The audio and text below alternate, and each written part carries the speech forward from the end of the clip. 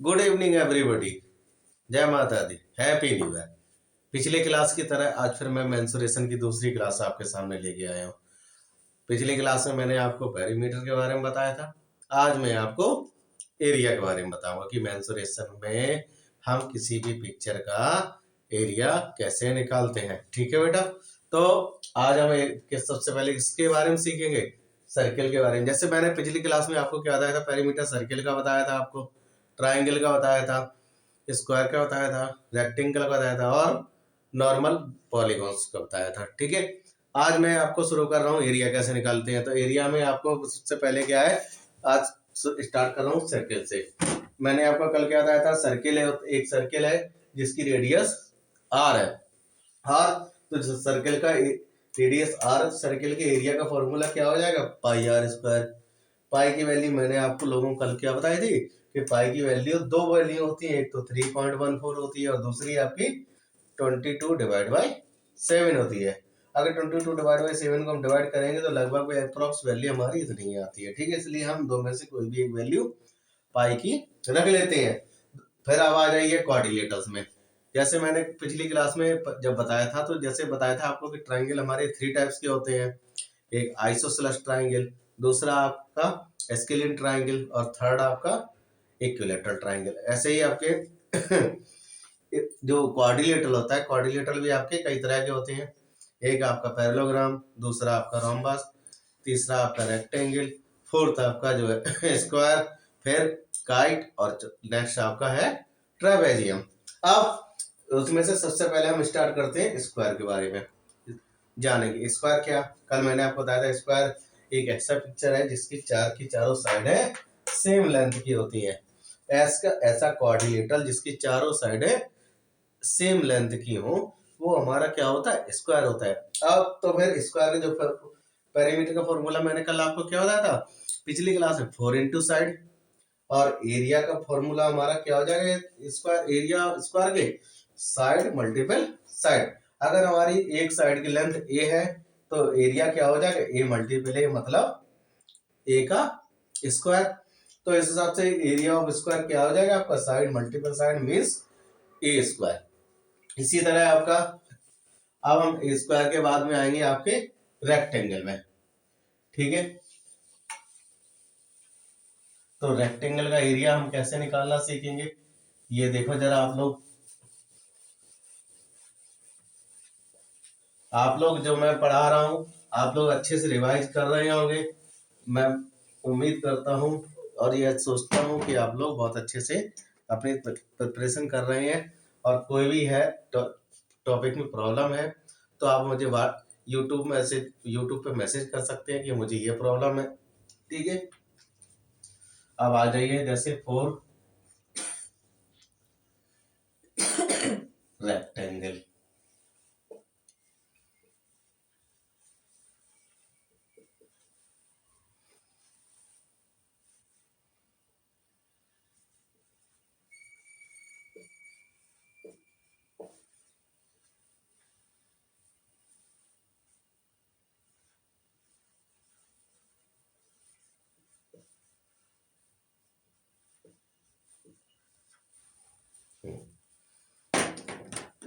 ये क्या है, हमारा एक रेक्टेंगल है। ठीक है, रेक्टेंगल में मैंने कल आपको क्या बताया था कि आमने सामने की पैरेलल साइड्स हमारी इक्वल होती हैं लेंथ में, मतलब साइज में। ठीक है, तो ये हमारे एक रेक्टेंगल है एबीसीडी। ठीक है, एबीसीडी हमारा क्या है, एक रेक्टेंगल है। इसकी लेंथ कितनी है, एल है, और ब्रीथ कितनी है, बी है।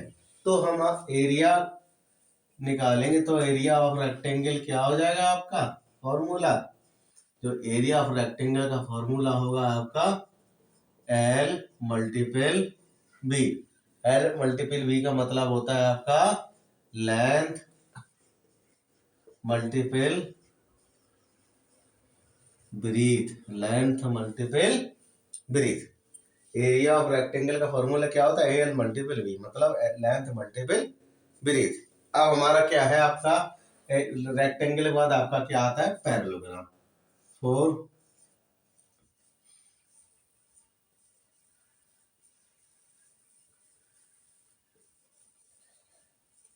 For parallelogram.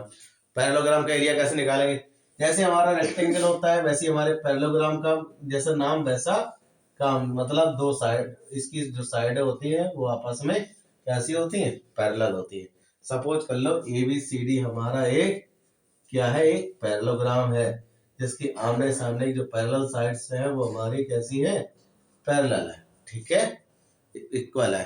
ठीक है, और तो एरिया पैरेललोग्राम का फॉर्मूला क्या होता है? जैसे इसमें लेंथ है, इसमें ब्रीथ है, तो इसका हम क्या निकालते हैं? इसमें हम पैरेललोग्राम में क्या निकालते हैं? एक हाइट, एक इसकी हाइट पहले देखते हैं, हाइट क्या है इसकी? ये है मान लो हाइट है, तो एरिया का फॉर्मूला क्या हो जाएगा? Base into height. अगर हम L को क्या मान लें? इसे हम मान लें बेस। क्या मान लें? इसे हम बेस मान लें, और ये हमारी क्या हो गई?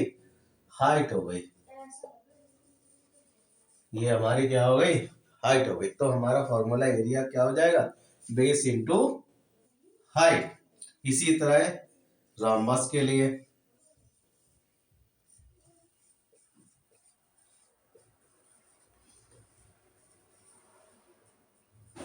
फॉर रोम्बस के लिए हमारा फॉर्मूला क्या हो जाएगा?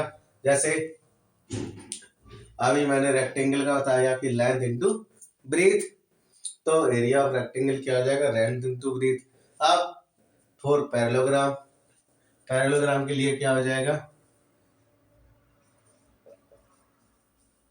एरिया फॉर पैरेललोग्राम क्या हो जाएगा? Base multiple height.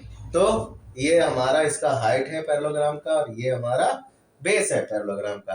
ठीक है, तो फॉर्मूला क्या हो जाएगा? Base into height. अब हम आते हैं आपके रोम्बस में। ठीक है, रोम्बस में क्या है आपका? जैसे अभी मैंने आपको बताया कि रोम्बस में क्या होता है? रोम्बस में हमारा चारों साइडें सेम होती हैं, और इसके साथ साथ साइडें हमारी एक दूसरे के क्या होती हैं? पैरेलल होती हैं। कैसी होती हैं? एक दूसरे के पैरेलल होती है। जैसे मान लो ABCD आपका ये क्या है? पैरेललोग्राम है। ठीक है, इसकी चारों साइडें वो हमारी कैसी है? सेम है। और BD एंड AC इसके क्या है? क्या है?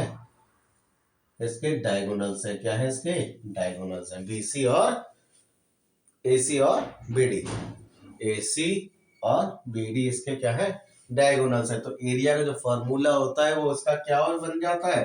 1/2 इंटू, अगर मान लो ये डायगोनल D1 है और ये डायगोनल D2 है, तो क्या हो जाएगा? 1/2 into multiple of diagonal D1 multiple diagonal D2। ठीक है, diagonal D1 multiple diagonal D2। तो रोम्बस के लिए क्या हो जाएगा formula? 1/2 diagonal D1 multiple diagonal D2। ठीक है, तो ये हमारा हो गया रोम्बस के लिए। और इसी के साथ साथ अब हमारे कोऑर्डिनेटर में तो शेप्स और बचते हैं। कौन कौन सा बचता है आपका? एक तो काइट और दूसरा ट्रेपेजियम। ठीक है, तो काइट का क्या होता है? जो काइट का फॉर्मूला होता है,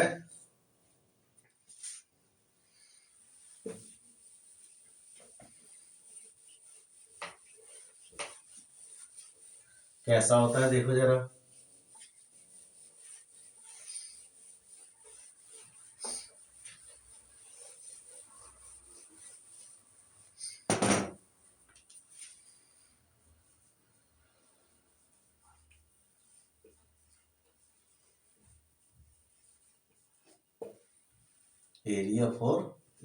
area of kite, area of kite क्या होता है फॉर्मूला आपका? जैसे ये सपोज कर लो ये हमारा काइट है। ठीक है, ये हमारा क्या है?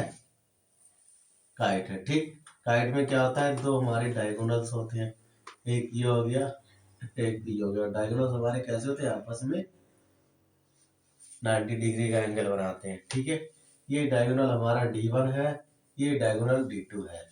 ठीक, और काइट्स में एक चीज क्या होती है, जो आपस की साइड है ये हमारी जो कॉन्जुग साइड है, एडजेसेंट साइड्स हैं, वो हमारी कैसे होती है, बराबर होती है। ठीक है, तो एरिया ऑफ काइट आपका क्या हो जाएगा, 1/2 multiple diagonal length of diagonal D1 multiple length of diagonal D2। ठीक है, और इसी के साथ नेक्स्ट आपका फॉर्मूला क्या हो जाएगा, एरिया ऑफ, लास्ट है आपका एरिया ऑफ ट्रेपेजियम। ट्रेपेजियम का शेप हमारा कैसा होता है, देखो ट्रेपेजियम का जो शेप होता है वो हमारा कुछ लगभग में इस तरह से हो जाता है, कुछ इस तरह से लगभग में हो जाता है। ठीक है, जिसकी दो साइडें आपस में पैरेलल होती है, जैसे मान लो एक आपका ए हो गया, ये आपका बी हो गया। ठीक है, ये इसकी क्या हो गई, हाइट हो गई, ये इसकी क्या हो गई, हाइट हो गई। ठीक, तो एरिया ऑफ ट्रेपेजियम क्या हो जाएगा, 1/2 सम ऑफ पैरेलल साइड्स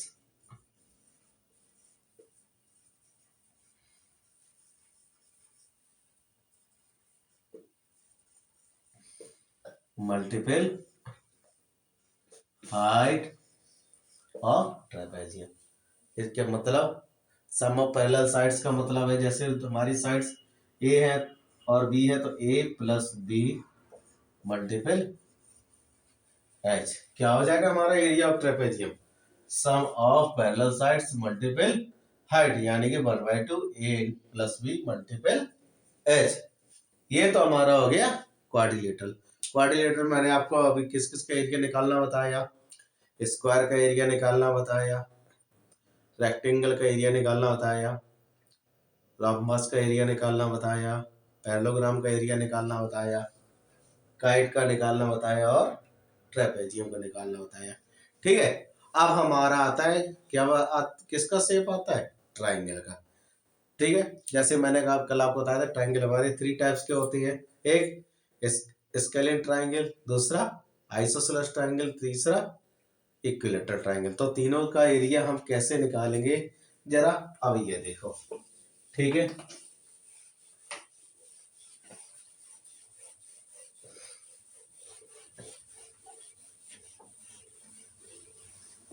अभी तक मैं आप लोगों को जितना बता रहा हूँ इसका आप प्रॉपर नोट्स बनाते जाइए, आगे की क्लासेस में और जब भी आप कंपटीशन की तैयारी करेंगे ये सारे नोट्स आपके लिए बहुत इंपॉर्टेंट होंगे। ठीक है, एरिया फॉर ट्राइंगल्स पहला आपका है स्केलिन ट्राइंगल।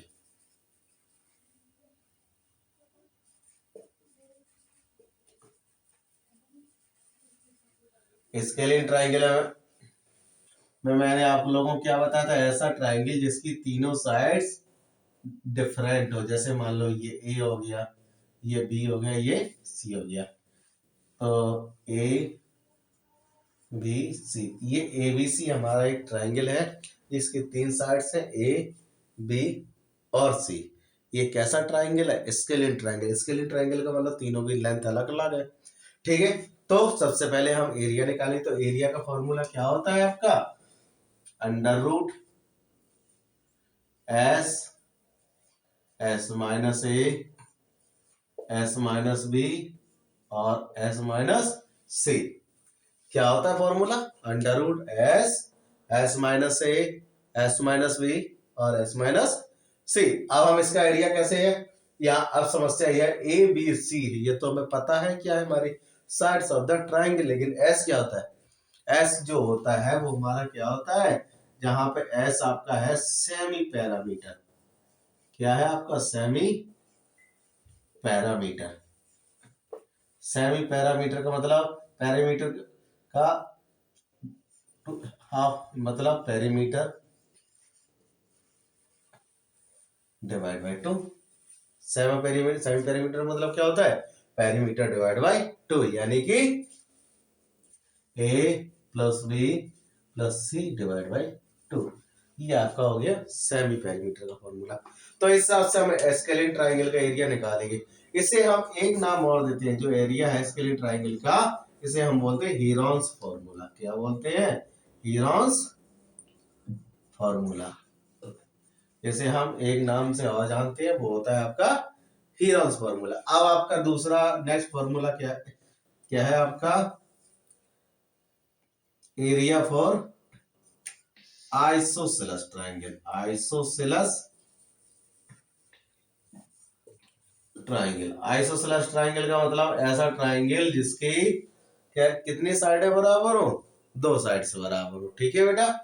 तो सपोज कर लो ये आपका आइसोसेलेस ट्राइंगल है। ये आपका क्या है? एक आइसोसेलेस ट्राइंगल है और इसकी हाइट आपकी कितनी है? h है। ये साइड और ये साइड मान लो इसकी बराबर है। ठीक है, दोनों साइड की लेंथ कितनी है? a है। तो एरिया इसका क्या फॉर्मूला हो जाएगा? 1/2 और बेस इसका b है।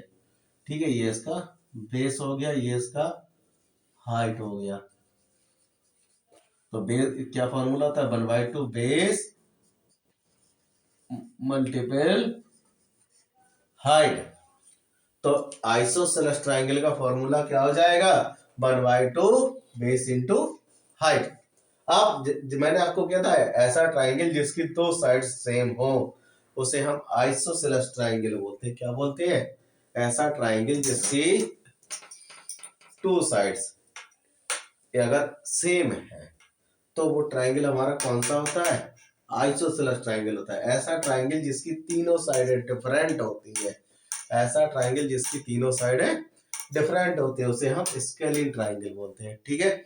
और आया समझे? तो इसका हम एरिया का formula √s s minus a s minus b s minus c।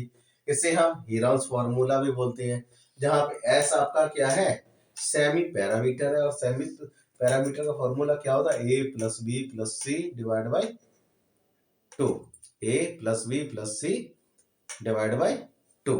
ठीक है बेटा। और देखो जरा